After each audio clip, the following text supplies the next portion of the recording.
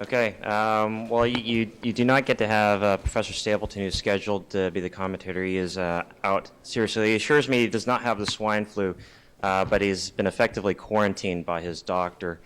So you get me instead a second time.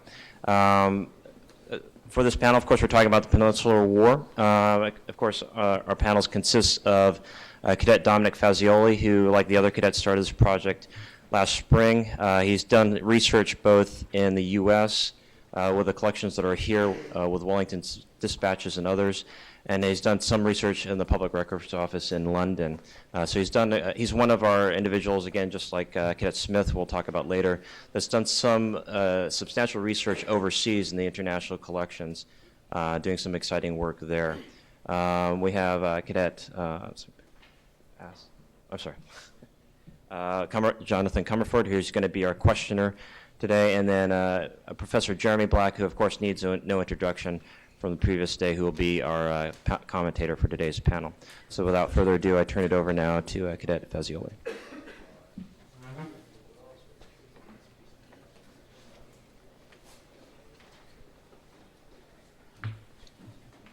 Ladies, gentlemen, and distinguished guests, I think we realize nothing quite goes to plan, just like war. We had a slideshow of a brilliant picture that I think any of us would recognize from the greatest summer of our lives at Buckner of a 19th century French operation that quite resembled cordon search operations. While we may stack on the wall with M4s instead of muskets and sabers, and we use helicopters instead of cavalry to seal off escape routes, there are continuities in the practice of regular warfare from Napoleon to today. For the sake of understanding, I'll refer to Arthur Wellesley as Wellington, although he would not become the Duke until later in the campaign. The German theorist Karl von Clausewitz, in his classic study of armed conflict on war, was referring to Napoleon's debacle in Spain when he wrote, "The flames will spread like a brush fire, an inexhaustible, inconquerable force to which an army cannot hope to stop any more than a man could command the wind or the rain." The Spanish ulcer, as Napoleon called it in the Peninsular War, occupied 230,000 French troops and consumed no less than 300 men per day over 6 years. An important element in Wellington's army was his Corps of Guides. Consisting of both Spanish guerrilla cavalry and British intelligence officers, coupled with a complex network of spies and informants, the Corps of Guides was crucial to the Allied effort in the peninsula, but has received little attention from historians. The Corps of Guides supplied Wellington with critical intelligence on French forces to include captured sensitive political and military communications, while providing indispensable knowledge of every locality which Napoleon's forces would march. Perhaps more importantly, the Corps also constituted the link between Wellington and the guerrilla forces deep behind enemy lines, enabling Wellington to sustain other guerrilla forces with weaponry and equipment, while providing both an important screening force for the Anglo-Portuguese army and an effective raiding force for operations against French lines of communication. The Corps of Guides assured that the flame of insurrection spread like Clausewitz's brush fire, enhancing the fog of war for the French and clearing it for the British.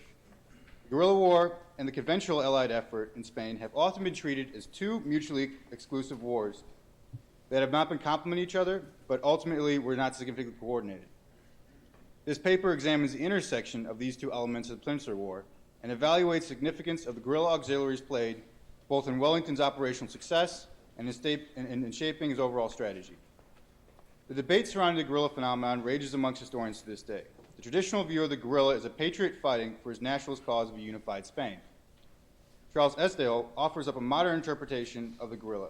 Quote unquote, generally portrayed as either villains or heroes, they were an extremely complex phenomenon. Thus, bandits who preyed on the French and their supporters might legitimately assume the status of freedom fighters, just as the most patriotic guerrilla leaders might find themselves as the head of men who aspire only to pillage and highway robbery. As Goya is captioned in the engraving in his Desastres de la Guerra, showing the execution of 8 guerrillas, one cannot find out the reason. End quote. In reality, the guerrillas expanded the entire demographics of Spain, from peasantry to nobility, from soldiers to outlaws. The effectiveness of the guerrilla is truly a matter of perspective. From the British point of view, they had a savage utility. Likewise, the British government viewed them as both the Spanish government, viewed them as both their potential salvation and their potential downfall. They were the only viable option due to the terrible condition of the interim regime, but at the same time, they also threatened the very stability of the state. To the French, they were the Spanish ulcers. The undeniable effectiveness is demonstrated by the numbers of soldiers they occupied.